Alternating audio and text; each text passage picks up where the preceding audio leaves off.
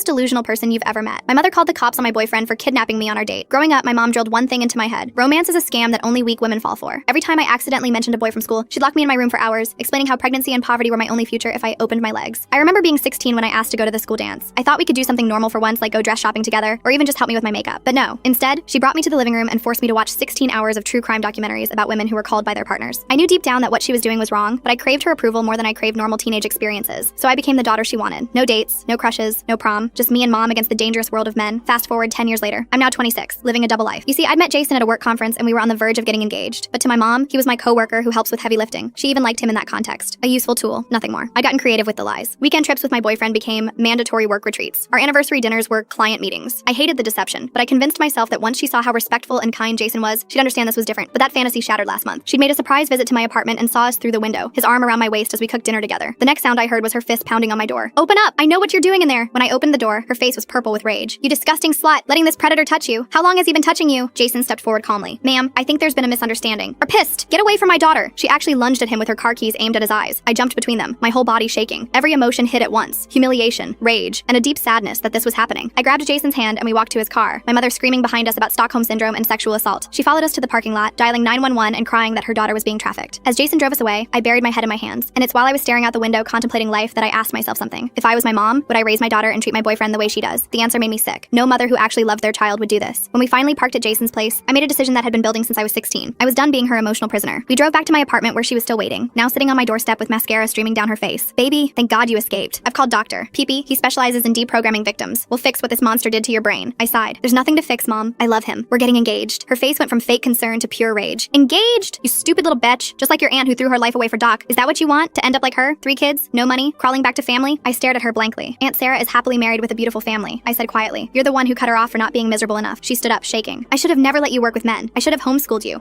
You should have let me be normal," I interrupted. "But you needed me broken and afraid so I'd never leave you." Her mask finally slipped completely. "Fine, spread your legs for him. But when you're pregnant and he's gone, when you're diseased and used up, do not come crying to me. You're choosing cuck over your mother." "I'm choosing love over control," I said, before walking inside and locked the door. That was 3 weeks ago. Since then, my phone has become a nightmare. 47 missed calls a day, text messages with articles about women murdered by boyfriends, photos of pregnant teenagers with "your future" written across them. But I had my own plans, and they were going to change everything. Full story on channel, link below.